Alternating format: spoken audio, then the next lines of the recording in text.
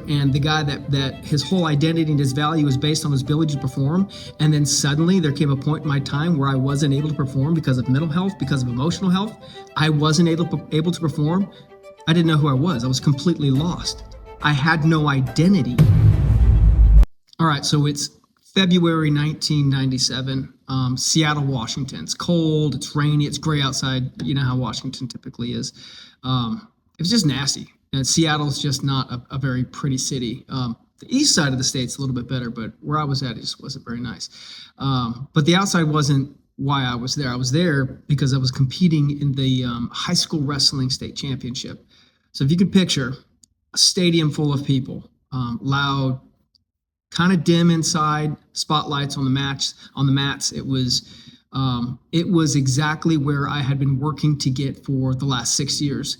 And I was on the edge of the mat, and I had that shuffle going to kind of keep the body warm, get a good sweat going before you get on the mat, because you want to be sweating before you get on the mat, because then you're already warmed up. It actually improves your endurance when you're on the mat. But I'm there, and it was a very reflective moment for me. The crowd was kind of muffled. You could hear the whistles going on because there was like 4 matches going on at the same time. And I was just reflecting on the last 6 years of my life. I had not competed at the state tournament yet. This was the semifinals. And so it was either going to be my very last match, or it was going to be my second to last match, meaning I was going on into the finals. And so I sat there, and I was ready. Everything I had done up to that point, I was ready to demonstrate who I was. And I very much believed that is exactly who I was. I was Bobby. I was the captain of the wrestling team. I was that guy at the high school, in high school that was, the BA wrestler, the guy that 130 pounds, jacked. What weighs 130 pounds and is jacked other than a pit bull? You know what I mean? It was very much who I was. Now, before I go into the match and what happened in the match and what happened after the match, I'll fast forward real quick. I'm going to skip a chunk of time, because what I had learned up until that point in my life really catapulted me into the next phase of my life, where I enlisted in the United States Marine Corps. Because up until that point, I was very much, who I was depended on what I could do. You know what I mean? And my identity was wrapped up in being a wrestler. So when I got into the Marine Corps, that same mindset carried forward. And long story short, I was a very successful Marine, 8 years of service, and meritorious, promoted multiple ranks. I was the picture perfect Marine, because of what I could do. Now, I say all that to say this: I had learned that my value as a person, my value and my identity was 100% wrapped up in what I could do and what I did. And that is who I was. And that's what brought value. I was a good wrestler. I was a captain of the team. And therefore, you could count on me for that. But that was my whole identity. I became a Marine, and I was a damn good Marine. But that was my whole identity. And so that doesn't translate well into relationships. That doesn't translate well into fatherhood. That doesn't translate well into marriage. That doesn't translate well into real life, real world life. It just doesn't. Long story short, it all came crumbling down, because when I showed up to the world as the Marine and the wrestler and the guy that his whole identity and his value is based on his ability to perform. And then suddenly there came a point in my time where I wasn't able to perform because of mental health, because of emotional health. I wasn't able to perform. I didn't know who I was. I was completely lost.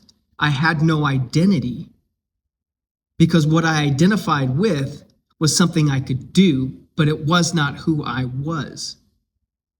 And so the point of this is this: most of us operate off a belief or a belief system that is limiting our ability, that is limiting our identity, that is limiting our life. It's limiting our ability to love, our capacity to love. It's limiting our entire ability to discover our purpose and meaning in life, because all of it's based on what we do, not who we are. And so over the next 45 minutes or so, what I want to do is I want to introduce to you the two identities that you are probably are in one camp or the other or somewhere in between. There's the self that we've learned to be, the person that we've learned to be with all of our life experiences, with all of the trauma, all the pain, all the lies, even all of the good things, the things that you do well that motivate you and encourage certain behaviors and beliefs, even all of that, all of the learned stuff that we learn, we identify with that. And so that becomes our learned identity. But that's not who we are. That's the problem. And most of us are walking around every single day being exactly who we learned to be because that's who we've learned to be, right? Well, the problem is that's not who we were created to be, because we were created in the image of God. And so over the next 45 minutes or so, I want to take that apart, and I want us to really understand what that actually means to be created in the image of God. Because while God maybe did wrestle with Jacob, as it says in Genesis, he wasn't a wrestler. Definitely wasn't a Marine. Marines may lie in the streets of heaven, but he wasn't a Marine. And so these things that we learn in life and we identify with, while they may be good in certain seasons, they are not who we are. And so we cannot fulfill or even discover our true purpose and meaning in life until we realize and recognize who we actually are. So let me tell you another quick story. So around the age between 5 and 7, as a kid, I remember we would go to this, there was a cabin, we called it the Pawpaw Patch. My grandfather and my uncle built this by their hands. We got the pictures to prove it. It was amazing. No electricity, ran off, light, everything was lighted with kerosene lanterns, had a wood burning stove inside for heat. There was a generator for special occasions when we needed electricity, but my family would go there on the weekends, all my aunts, uncles, and cousins, and we would get together. Mama would literally churn ice cream with the wooden pail and the crank. It was the happiest time of my life, and I could be fully alive in those moments because I could be me, because I could be Bobby, without any resistance, without any conflict. I was very comfortable in who I was as a child. On the other end of that, if I fast forward just a couple years, there had been some things that changed in my family life where I was no longer safe to be me. It was no longer safe to be. In that place it was, but away from that place, because we were no longer doing that, suddenly it was no longer safe to be me. It wasn't safe to speak my mind. It wasn't safe to share my opinions. It wasn't safe to show my emotions. It just wasn't safe. I couldn't be me. And so in those handful of years between 5, 6, 7, 8, 9, somewhere in that period of time, I had learned that who I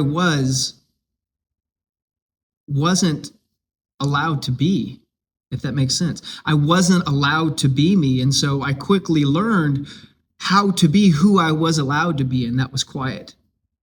And that was submissive. And that was very passive and very accommodating for everybody else and what everybody else needed. But it wasn't safe for me to share what I wanted or needed in life because it just wasn't safe at home. If that makes sense. And so the part of me that I remember as being the best time of my life, I was free and it was safe to be me, and I was loved as me. And then the other side, shortly thereafter, I learned that person wasn't safe to be that person. And I couldn't be that person if I wanted to be safe. It was safer to be quiet. It was safer to not act out. It was safer to not ask for what I wanted or needed. It just was. And so I closely identify this transition from growing and being who I was created to be, and that transition into being who I was learning to be. And then that would carry on, that identity would carry on into my wrestling career and in high school and whatnot, and relationships, and into the Marine Corps, because I would never show who I truly was. There was a part of me that was kept safe and kept quiet and kept locked up inside because it just wasn't safe. You're not allowed to say what you think. You're not allowed to say what you want, because the consequences of doing this doesn't feel good. I was avoiding a certain feeling, avoiding a certain response, an anticipated response. And so in doing so, what I would do was I would just be the person I needed to be in the moment, be the person I needed to be that people expected me to be, right? And so that became the wrestler. That became the Marine. It was who I needed to be in order to be safe and successful in these different environments. And again, our stress, none of this is in intimate relationships that breaks, because you can only put on a front for so long. And honestly, it wasn't even deliberate. As I reflect on it, it really wasn't even deliberate. It actually was just subconscious. Who I had learned to be in certain situations is who I had learned to be because it was safe to be that person. And I was successful at being that person, depending on the situation, right? And so I introduced to you the learned self versus the created self, right? So in Second Peter, Peter tells us that God gives us everything that we need in life. That's what he gives us. And in Genesis, he tells us that we are created in his image, right? And so if we begin to comb through the scripture and pay attention to who God says we are, we can begin to start pulling apart those identities, those layers of identity that have shaped who we've learned to be. And the point of it all is for me at least, another short story. I remember sitting in counseling, marriage counseling, and the counselor looked at me and she says, Bobby, what is it that you want? And I knew there was no question, there was no pause, there was no delay. It was simply, I want peace.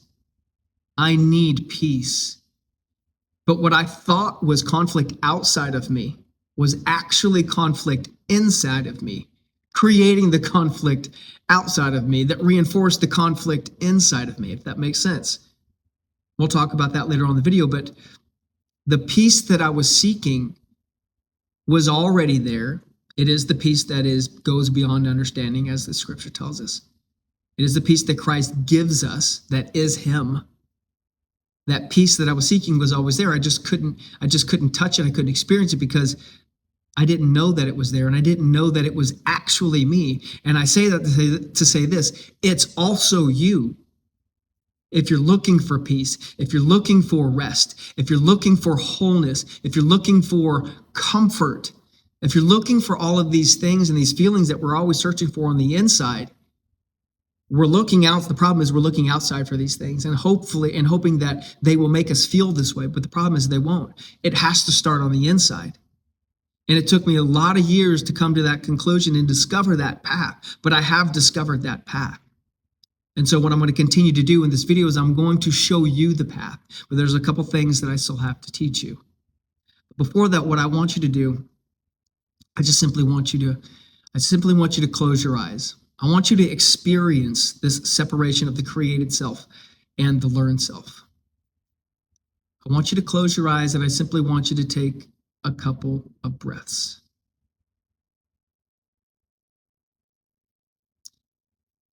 Now, as you sit there and breathe, I just want you to observe your breathing with your eyes closed.